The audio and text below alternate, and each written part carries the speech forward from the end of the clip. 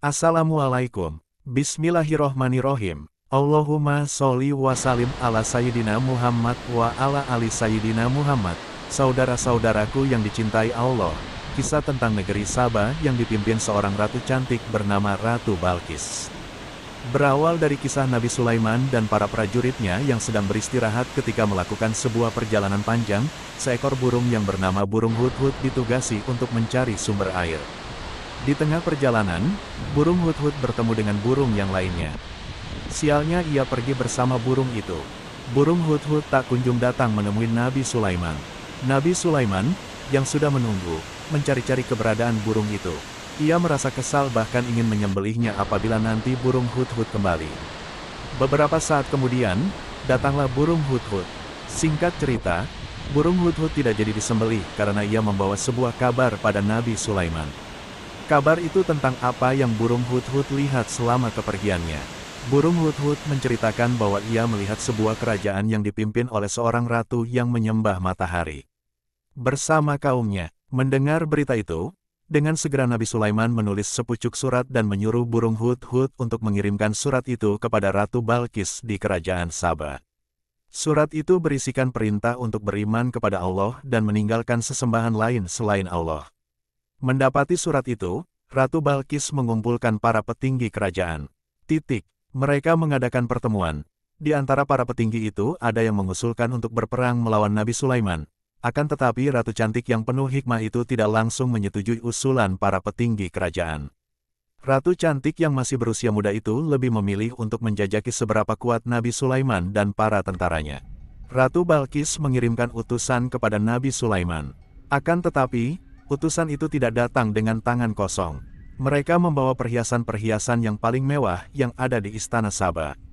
Kemudian, para prajurit itu diutus untuk mengirimkan perhiasan-perhiasan itu. Ternyata, Nabi Sulaiman menolak perhiasan tersebut dan memerintahkan utusan kerajaan Saba untuk membawanya kembali. Singkat cerita, Ratu Balqis mengikuti agama yang telah diajarkan oleh Nabi Sulaiman. Pada masa kepemimpinan Ratu Balqis dan Nabi Sulaiman, negeri Saba menjadi negeri yang paling makmur, juga menjadi negeri percontohan bagi negeri yang lainnya.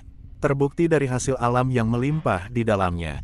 Terdapat kebun yang sangat luas di sebelah kanan dan di sebelah kiri, yang diapit oleh kedua gunung. Tanah negeri Saba sangat subur, menghasilkan berbagai macam buah dan sayuran. Sampai-sampai ada yang mengisahkan, apabila ada orang masuk ke dalam kebun tersebut dengan membawa keranjang di atas kepalanya, maka ketika keluar dari kebun, keranjang tersebut bertemu dengan buah-buahan, meskipun tanpa harus memetik buah dari pohonnya.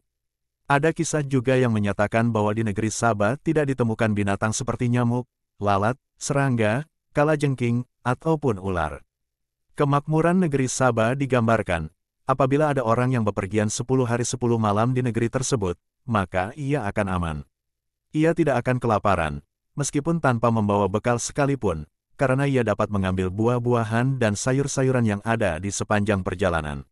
Saba adalah sebuah kerajaan di abad klasik yang berdiri sekitar 1300 sebelum Masehi. Terletak di wilayah Yaman saat ini. Kemasyhuran negeri Saba benar-benar sesuatu yang sangat fenomenal dan menakjubkan bagi siapa saja yang mengetahui kisahnya. Dalam hadis Farah bin Musaik, Rasulullah Shallallahu Alaihi Wasallam pernah ditanya oleh seorang laki-laki, "Ya Rasulullah, gambarkanlah kepadaku tentang sabar. Apakah Saba itu? Apakah ia adalah nama sebuah tempat ataukah nama dari seorang wanita?" Rasulullah menjawab, "Laisabi arbin wala imroatin, walakinahu rojulun." Dia bukanlah nama suatu tempat dan bukan pula nama wanita, tetapi ia adalah seorang laki-laki yang memiliki 10 orang anak dari bangsa Arab. 6 orang dari anaknya menempati wilayah Yaman, dan 4 orang menempati wilayah Syam. Di dalam riwayat Ibnu Abbas radhiyallahu anhu ada tambahan nama-nama dari anak Saba. Adapun yang menempati wilayah Yaman, mereka adalah Majih, Indi, Al-Ashari, Anmar, dan Himyar. Adapun yang menempati wilayah Syam, mereka adalah Lasem, Amilah, dan Rossan. Hadits riwayat Ahmad. Para sejarawan juga mencatat bahwa nama asli dari Sabar adalah Abdul Asyams, dan sebagaimana kita ketahui, nama-nama kabilah Arab diambil dari nama-nama anak Saba. Awalnya, kerajaan Saba dikenal dengan dinasti Muinah, sedangkan raja-raja mereka dijuluki sebagai Mughrib Sabar. Ibu kotanya adalah Syarwah yang puing-puingnya terletak 50 km ke arah barat laut dari kota Ma'arif. Pada periode inilah bendungan Ma'arif mulai dibangun. Periode ini terjadi antara tahun 1310 Masehi sampai 620 sebelum Masehi. Pada periode berikutnya, antara tahun 620 sebelum Masehi sampai 115 sebelum Masehi, barulah mereka dikenal dengan nama Sabah. Mereka menjadikan Ma'arif sebagai ibu kotanya. Dahulu kala, secara garis besar wilayah Jazirah Arab dibagi menjadi dua bagian, bagian utara dan bagian selatan. Arab bagian selatan lebih maju dibandingkan Arab bagian utara. Masyarakat Arab bagian selatan adalah masyarakat yang dinamis dan memiliki peradaban. Mereka telah mengenal kontak dengan dunia internasional karena pelabuhan mereka terbuka bagi pedagang-pedagang asing yang hendak berniaga ke sana. Sementara orang-orang Arab Utara adalah mereka yang terbiasa dengan kerasnya kehidupan padang pasir. Mereka kaku dan lugu karena kurangnya hubungan dengan dunia luar. Tentu saja, geografi kerajaan Sabah sangat mempengaruhi kemajuan peradaban mereka. Kerajaan Sabah terkenal dengan hasil alamnya yang sangat melimpah. Orang-orang pun banyak berhijrah dan bermitra dengan mereka. Perekonomian mereka begitu menggeliat dan hidup serta sangat dinamis. Tanah di negeri Sabah sangat subur, menghasilkan berbagai macam buah dan sayuran, serta pohon-pohon yang lainnya. Yang membuat tanah di Ma'arif menjadi subur adalah karena adanya bendungan Makrifat, atau juga dikenal dengan nama Bendungan Arim. Bendungan yang panjangnya 620 meter, lebarnya 60 meter, dan dalamnya 16 meter. Bendungan ini mendistribusikan airnya ke ladang-ladang penduduk dan juga menjadi sumber air di wilayah Maghrib. Sejarah telah mencatat bahwa yang membangun bendungan Ma'arif adalah Raja Sabah bin Yasjub. Sedangkan buku-buku tafsir mencantumkan nama Ratu Balkis sebagai pemrakarsa dibangunnya bendungan ini. Ratu Balkis berinisiatif mendirikan bendungan tersebut lantaran terjadi perebutan sumber air di antara rakyatnya yang mengakibatkan mereka saling bertikai, bahkan saling membunuh. Dengan dibangunnya bendungan ini, orang-orang Sabar tidak perlu lagi khawatir akan kehabisan air dan memperebutkan sumber air. Karena bendungan tersebut sudah menjamin kebutuhan air mereka. Bendungan itu mengairi kebun-kebun dan memberi minum ternak mereka. Sebelum Ratu Balkis masuk Islam, kaum Sabah adalah kaum penyembah matahari dan bintang-bintang. Setelah Ratu Balkis masuk Islam, kaumnya berbondong-bondong memeluk agama Islam yang didakwahkan oleh Nabi Sulaiman alaihi salam. Sampai kurun waktu tertentu, kaum Sabah tetap mentauhidkan Allah Subhanahu wa Ta'ala. Namun kemudian mereka kembali kepada agama nenek moyang mereka, yaitu menyembah matahari dan bintang-bintang. Allah Subhanahu wa Ta'ala telah mengutus 13 orang rasul kepada mereka. Akan tetapi mereka tetap tidak mau kembali ke agama monoteisme, yaitu mentauhidkan Allah dan tidak menyekutukan Allah dengan sesuatu apapun. Allah pun mencabut kenikmatan yang telah dianugerahkan kepada mereka. Di dalam Quran Surat Sabah ayat 16 dijelaskan, para salna alaihim sayilal arimi, tetapi mereka berpaling, maka kami datangkan kepada mereka banjir al-arifin. Penyebab hancurnya bendungan Ma'arif yang pertama adalah tentu saja karena takdir Allah Subhanahu wa Ta'ala. Itu merupakan akibat dari kaum Sabah, yang kufur kepada nikmat Allah terhadap mereka.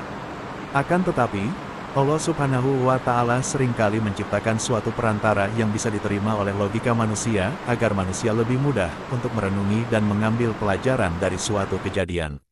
Di dalam buku-buku tafsir disebutkan seekor tikus yang besarnya lebih besar dari kucing menjadi penyebab runtuhnya bendungan Ma'arif. Subhanallah, betapa mudahnya bagi Allah untuk menghancurkan bendungan raksasa tersebut, meskipun hanya dengan seekor makhluk kecil yang dianggap remeh, yaitu tikus. Sebab lain yang disebutkan oleh sejarawan adalah terjadinya perang saudara di kalangan rakyat Sabah. Sementara bendungan mereka butuh untuk dipugar, butuh untuk diperbaiki karena telah dirusak oleh musuh-musuh mereka. Perang saudara tersebut mengalihkan mereka dari memperbaiki bendungan Ma'arif. Bendungan Ma'arif hancur sekitar tahun 542 Masehi. Setelah itu, mereka hidup dalam kesulitan. Tumbuh-tumbuhan yang dulunya tumbuh subur di tanah mereka tidak lagi menghasilkan buah seperti sebelum-sebelumnya. Sangat ironis bahwa Yaman saat ini termasuk salah satu negeri termiskin dan terkering di Jazirah Arab. Saudara-saudaraku yang dirahmati Allah, jika kita renungkan kisah kaum Sabah dengan perenungan yang mendalam, tentu saja kita menemukan suatu kengerian. Bagaimana sebuah negeri yang teramat sangat subur lalu menjadi negeri yang kering dan tandus. Negeri Saba yang dulunya sangat subur, makmur, dan mempunyai banyak jenis buah dan sayuran, Allah luluh lantakkan mereka, Allah hancurkan semuanya. Lalu Allah ganti buah-buahan dan sayuran itu dengan tanaman-tanaman yang berbuah sangat pahit, pohon asal pohon yang besar tapi tidak berbuah, dan pohon sider, pohon yang berduri dengan buah yang kecil dan hanya berbuah sekali dalam tahun. Allah mengabadikan kisah kaum Saba di dalam Al-Quran dan memberi nama surat yang memuat kisah mereka dengan nama Surat Saba. Hal itu tentu saja dimaksudkan agar manusia senantiasa ingat dan selalu mengingat apa yang terjadi pada kaum itu. Demikian pula, negeri kita, Indonesia, yang disebut sebagai Zamrud Khatulistiwa, tongkat yang dilemparkan ke atas tanah akan tumbuh menjadi pohon. Batu yang dilemparkan ke atas tanah akan ditumbuhi oleh tumbuhan-tumbuhan tertentu. Demikianlah gambaran kesuburan Indonesia. Hendaknya kita merenungi apa yang terjadi pada kaum Sabar agar kita tidak mengulang kisah perjalanan mereka. Di dalam Quran Surat Saba ayat 19 disebutkan, sesungguhnya pada yang demikian itu benar-benar terdapat tanda-tanda kekuasaan Allah bagi setiap orang yang sabar lagi bersyukur. Wallahu alam, semoga kita bisa mengambil hikmah dari kisah yang baru kita dengarkan ini tadi.